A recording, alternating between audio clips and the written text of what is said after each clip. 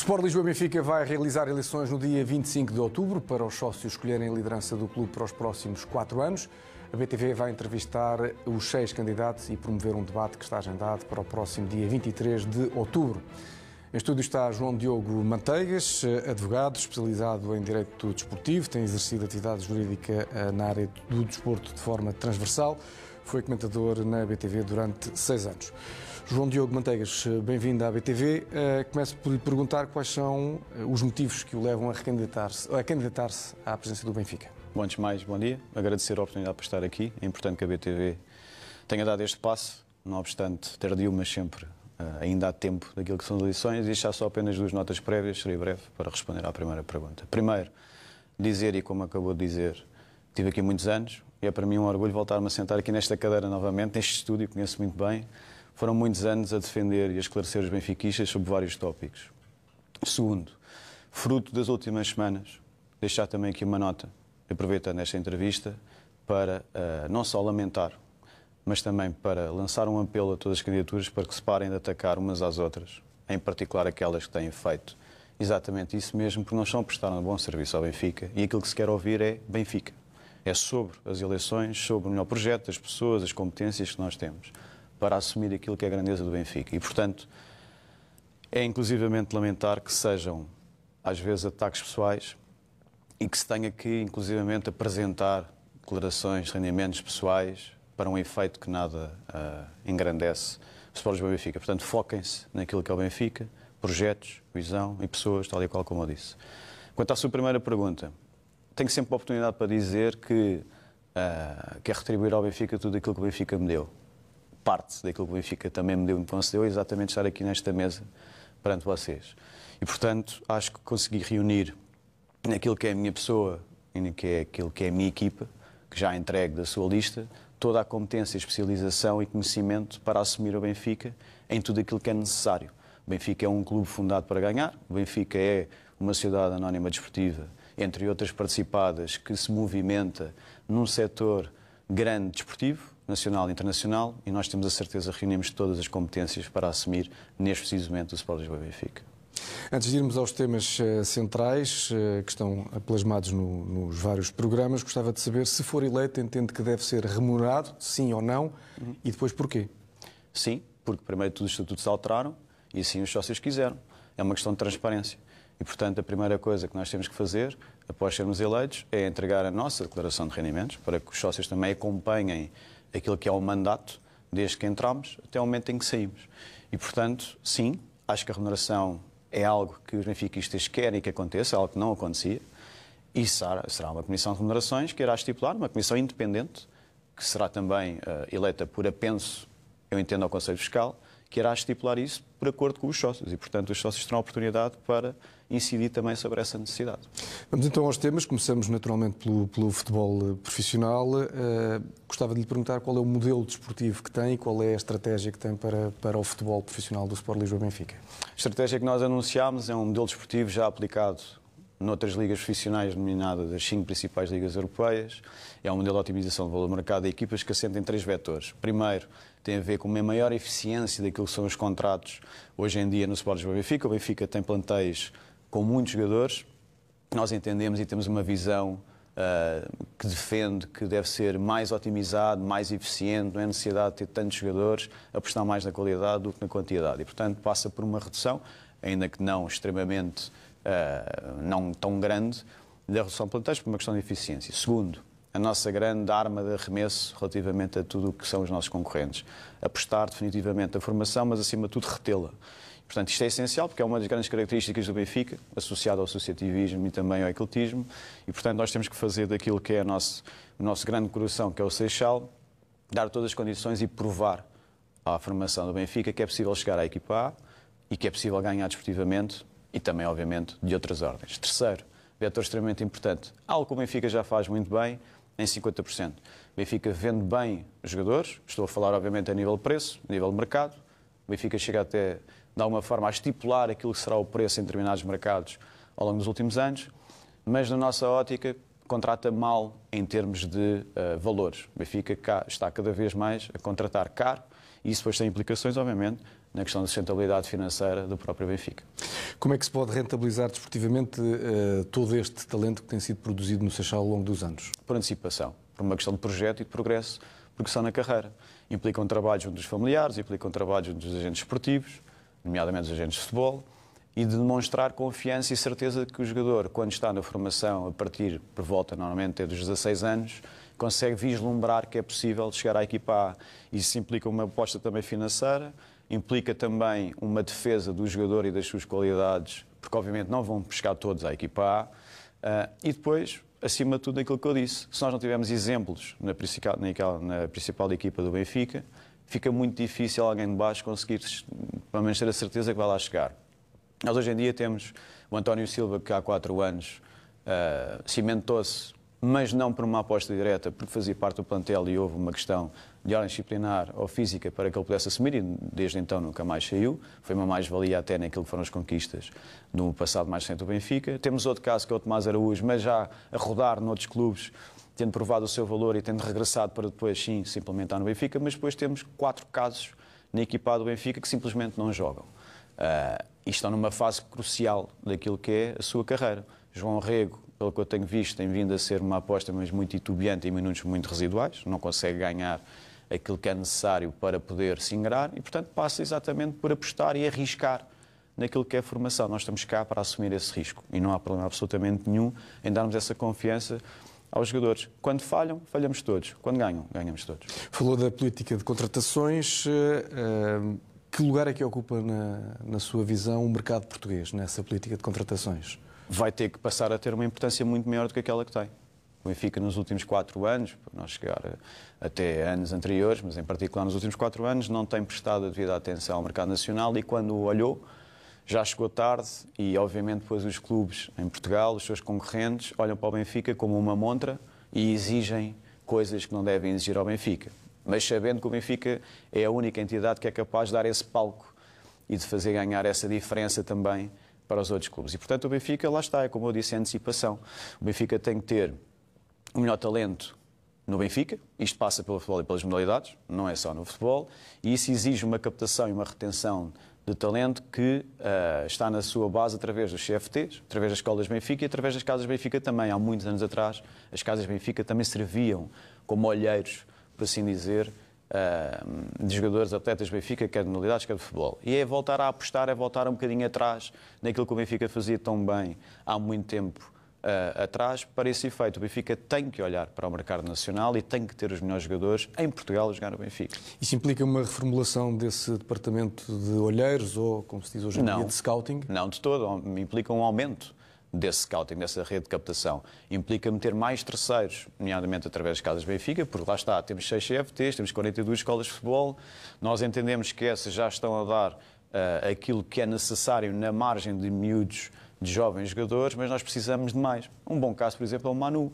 O Manu, que hoje em dia está no Benfica, já não diria que chegou tarde ao Vitória Sport Clube, mas despontava no Feirense. O Benfica podia ter ido buscar o Manu ao Feirense. É um exemplo. Não sei se efetivamente o Benfica apontava já para o Manu nesse caso. E, portanto, isto é um bom exemplo para dar de que o Benfica pode antecipar aquilo que é o seu scouting a jogadores já com algum progresso de carreira e antecipar-se aos outros clubes intermédios que depois vendem caro ao Sport Lisboa Benfica. Olhando para o programa e para o organograma que apresentou aos sócios, pretende ficar com a tutela do futebol profissional e depois, obviamente, há uma série de responsabilidades que são partilhadas.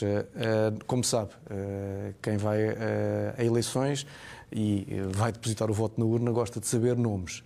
Quando é que vai revelar esses nomes? Vai ser até às eleições? Vai ser até às eleições. Para a semana haverá mais revelação de nomes, quer para as modalidades, quer para o futebol. Qual é a relação que prevê que esses nomes e toda a estrutura tenha com o treinador, sendo que o atual é José Mourinho? Bom, José Mourinho, se falarmos em particular de José Mourinho, como podíamos ter falado de Bruno Lage, é o treinador do Benfica e deve ser defendido.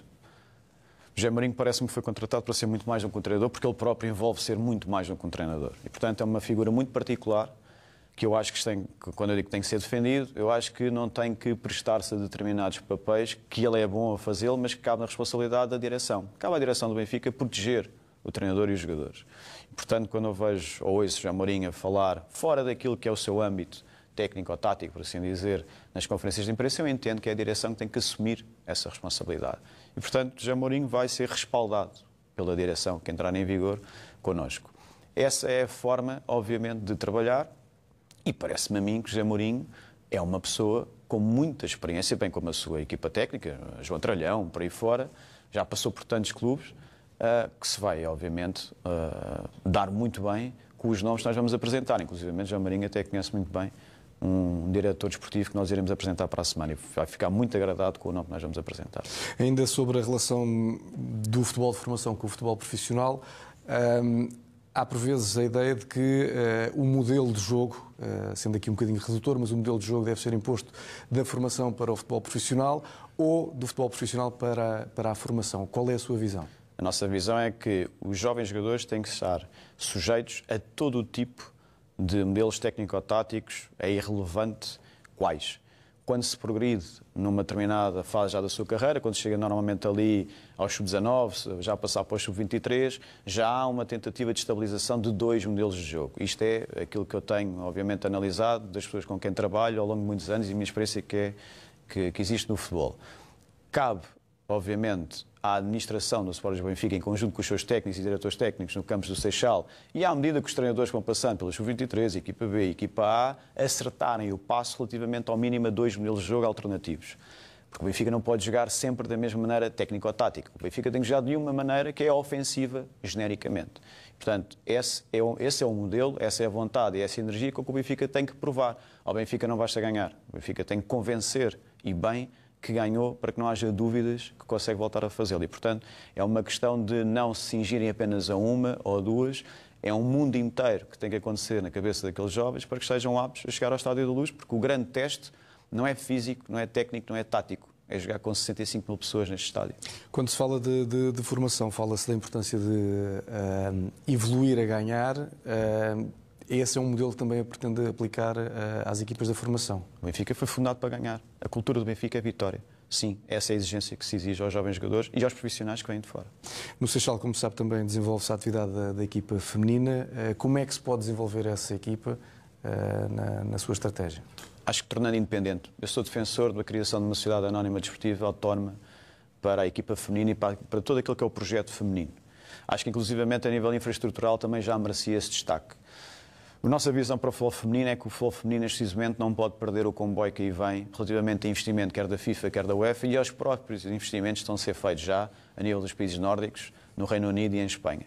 Se o Benfica começa a ficar para trás a esse nível de investimento económico ou financeiro, ou inclusivamente até de know-how, e agora podia pegar, por exemplo, no caso dos Estados Unidos, o Benfica precisa que o futebol feminino se torne independente, continue a investir bem na formação, temos belas jogadoras da formação, e que de uma vez por todas consiga manter a hegemonia em Portugal, se bem que de forma, no último ano em particular, já sofrível porque perdemos uma Taça de Portugal e perdemos a Supertaça este ano, mas que tem que manter essa hegemonia, mas acima de tudo ter uma equipa competitiva para poder tentar fazer algo lá fora, a nível internacional. Porque se conseguir progredir a nível internacional, certamente vai manter a hegemonia em Portugal. Nos últimos anos, o tema da sustentabilidade financeira da SAD ganhou uma visibilidade crescente, preocupação também para os sócios e adeptos dos mais variados clubes. Olhando para a questão do Benfica em específico, a dívida líquida quase duplicou nos últimos 4 anos, passou de cerca de 100 milhões de euros para 200 milhões de euros. Gostava de ter a sua visão sobre esta sustentabilidade financeira.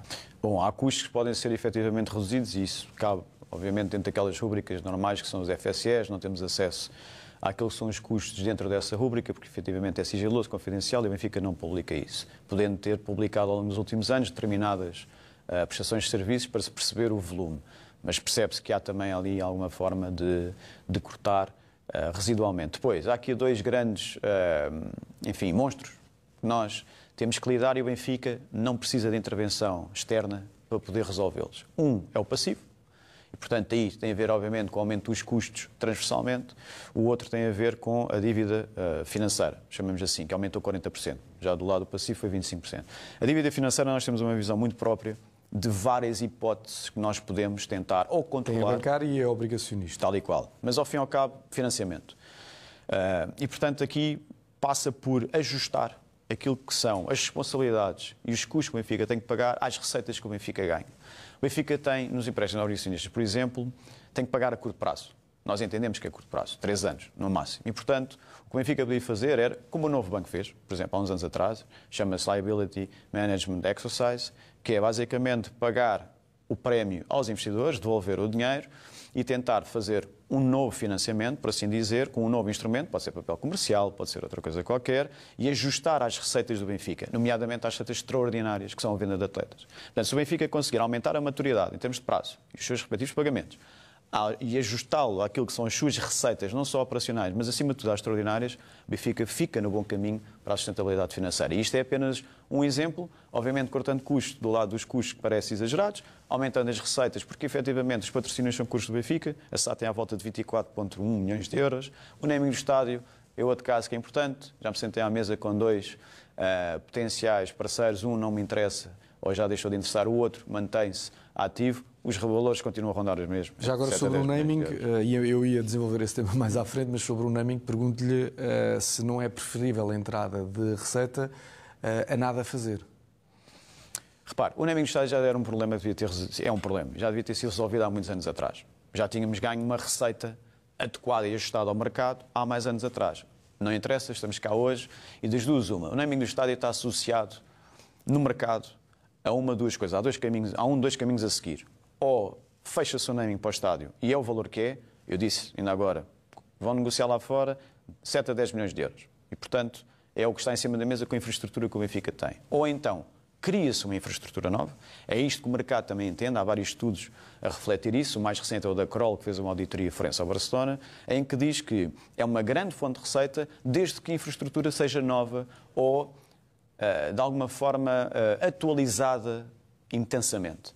Não me parece que o Benfica vá construir um estádio novo nos próximos 5 anos. É muito curto. E, portanto, ou fechamos já o naming do estádio, que os valores estão em cima da mesa, volto a repetir, 7 a 10 milhões de euros, ou então temos que pensar num projeto, aproveitando o Mundial 2030, falando com o Governo, falando com a FIFA, com a UEFA, e tentamos criar uma infraestrutura nova e, sim, o naming será muito mais robusto do que aquele que estamos a negociar hoje em cima da mesa. Falando continuando a falar, aliás, de receitas, qual é, na sua visão, a meta realista para um valor de receitas anuais? Relativamente a tudo, sim, na sua generalidade, o Benfica permite resolver um buraco de 72 milhões de euros que tem de caixa. O Benfica não tem tesouraria. E, portanto, estar a pensar em aumentar receitas, nós pensamos e temos estratégia para isso. Lá está, passa pela redução de custos, passa por esta maturidade relativamente à dívida líquida financeira e passa também por uma coisa que é aumentar os patrocínios. Nós temos de sentar à mesa com os patrocinadores para esse efeito. Fala-se muito da Adidas. E fala-se muito em poder fazer aqui uma parceria estratégica com a Adidas, que na realidade já é um parceiro institucional e estratégico. Não ao nível de um Bayern, porque também tem a ver com a identidade cultural e nacional. Mas a Adidas primeiro tem que reconhecer a marca que o Benfica é. Este ano baixámos para o nível 2, a Adidas. Portanto, a visibilidade que a Adidas nos dava no passado já não nos dá a partir deste ano. Terão os seus critérios e é legítimo. Mas para se aumentar este tipo de patrocínios, temos que sentar à mesa com as pessoas e perceber onde é que o Benfica pode ser melhor para eles. Portanto, eu não lhe consigo dar um valor, obviamente, por ano, que tem que resolver aqui determinados problemas, mas posso-lhe assegurar que consigo resolver estes problemas regenerando o Benfica. O Benfica não precisa de pedir ainda mais apoio externo para pegarem dinheiro, pagar mais juros, chegar aqui e pagar aquilo que tem a pagar. O Benfica consegue sentar-se à mesa com os seus parceiros atuais e com novos parceiros para resolver o problema financeiro que tem em casa. Uma considerável fonte de receitas nos últimos anos foram os direitos televisivos. Que proposta é que tem para as épocas 26, 27, 27, 28? Porque há aqui uma janela temporal que o Benfica vai ter que procurar uma solução. O Benfica não pode perder dinheiro nos próximos 2 anos. Isso significa que estamos a falar à volta do mínimo de 46 milhões de euros. Aqui, aliás, a BTV recebe uma parte dessa verba e a SAD recebe a outra. O objetivo é não perder nem um cêntimo daquilo que são os próximos 2 anos. Segundo, pensar naquilo que é a centralização dos direitos audiovisuais. E aqui temos um problema. O Benfica, quando chegou ao final da Taça de Portugal, emite um comunicado que eu concordo a 95% com ele, exceto os 5% em que sai da mesa de negociações do modelo de centralização dos direitos audiovisuais. E permitiu que a Liga apresentasse um modelo que não explica de todo aquilo que se deveria propor. Eu tive acesso a esse modelo e também não chama a Federação, que é obrigada a chamar, para poder apresentar na Autoridade da Concorrência. O Benfica tem que liderar esse processo. O Benfica tem que dizer aos senhores da Liga e da Federação que não se pode começar a casa pelo telhado. Isso significa que tem que se auscultar um mercado primeiro para saber quanto é que vale o produto português. E para nós o produto português não vale aquilo que a Liga e a Federação entendem que vale. Não vale os 300 milhões de 2021 e 2022. Se calhar nem vale os 172 milhões de euros, 105 milhões de euros hoje. Aliás, na Europa estão a diminuir o valor. Há uma retração e há uma contração. Basta olhar para o caso alemão, em que a cláusula do single buyer acabou. Itália reduziu. França, nem vale a pena falar, é um desastre. E, portanto, Portugal não vai ser diferente dos outros. Portugal tem um produto pior do que os outros. E quando eu digo produto, significa o quê? O futebol português não é competitivo. A segunda liga é amadora.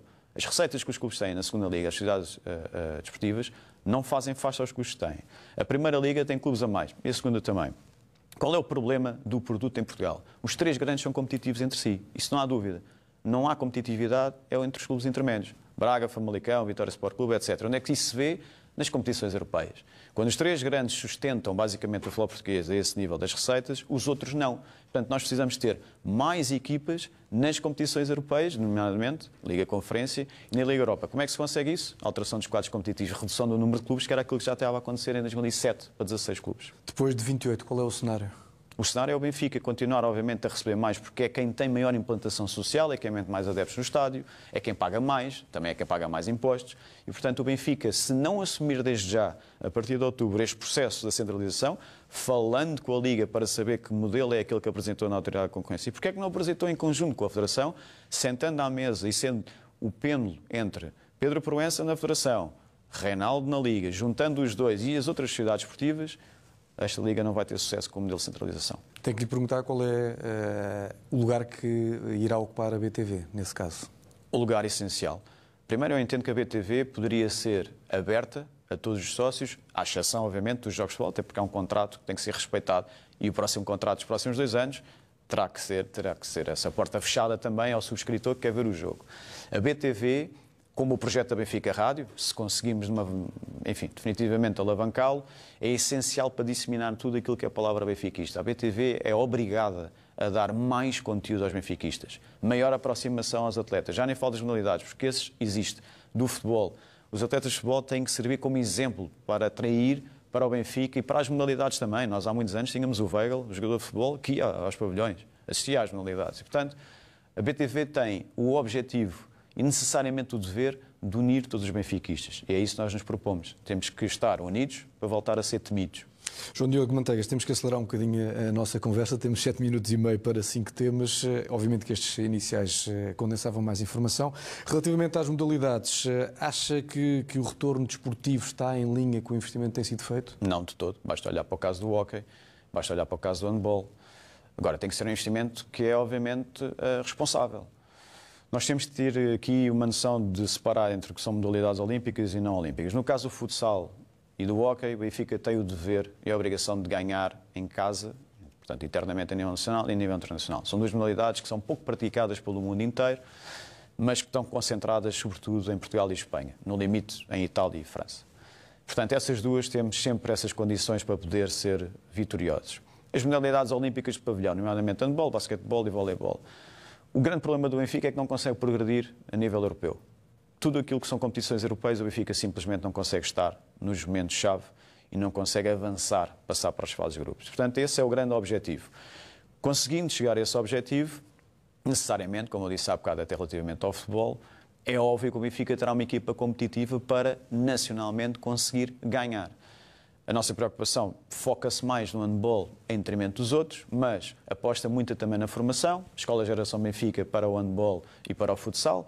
Por exemplo, chegar aqui a um grande desidrato nosso que é o Ecletismo by SLB, um main sponsor para, de uma vez por todas, dar um grande arranque àquilo que são as modalidades. É o Ecletismo Benfica, que é uma das grandes características, como eu disse há bocado, do Benfica, mas que não limite também a possibilidade de pequenos patrocinadores continuarem a investir no Benfica, porque têm uma ligação ao Benfica, ou até à modalidade que o Benfica pratica. E eu acho que para isso também é necessário, terminando, uma melhor infraestrutura para esse efeito. O Benfica tem um problema de otimização e eficiência nos espaços que arrenda fora do Estádio da Luz, do complexo esportivo, como é o caso da cidade universitária. Vamos ter que rever tudo aquilo que são os custos relacionados com isso e ao Benfica faz, obviamente, falta uma cidade Benfica, por assim dizer, das modalidades, ou mais um pavilhão no Estádio da Luz. Sobre as infraestruturas, já referiu a questão do estádio, que não vê esse cenário da construção do novo estádio nos próximos 5 anos. Pergunto-lhe sobre a expansão e modernização do estádio onde estamos, qual é a sua visão, já agora também sobre o Seixal e,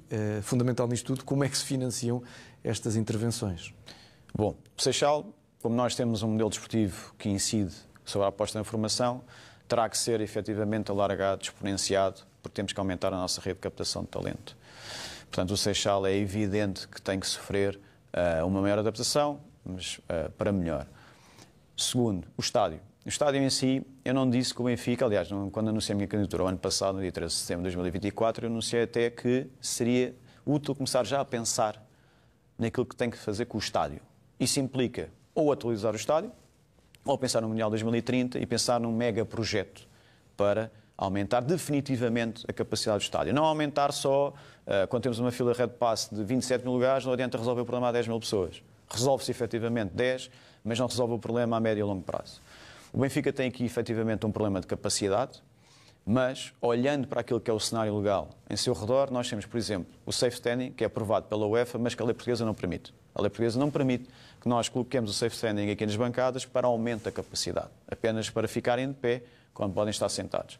Depois tem a ver com um problema também, diria, de segurança. O Benfica tem um problema anular, com poucos vomitórios, pouco escoamento a nível de pessoas que aqui estão, se acontece alguma coisa. Mas também tem ao nível do terceiro piso, em 50% do seu estádio, você pode entrar por uma porta e sair por outra. Portanto, o Benfica tem que pensar estruturalmente se é para atualizar o estádio neste grande desidrato. Tem também possibilidade de fazer mais, para pelo menos 1000 lugares de estacionamento na cave onde nós nos encontramos neste preciso momento. Portanto, há aqui coisas que podem ser adaptadas, mas o foco é na segurança. Se é para adaptar o estádio, para aumentar X mil lugares, tem que se pensar na segurança, tem que se pensar em pontos pedonais.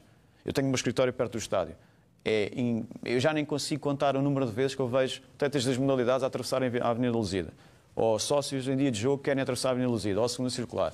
Com a Câmara Municipal, construir 2 pontos pedonais para cada lado. Temos 3 temas, 3 minutos, portanto 1 minuto para cada tema. João Diogo Manteigas, a sua visão sobre o associativismo é um dos pilares, aliás, que há pouco elencava como estruturantes do seu projeto. É aquilo que eu voltei a dizer. O Benfica, neste momento, tem uma divisão muito grande e um fracionamento extremamente grave.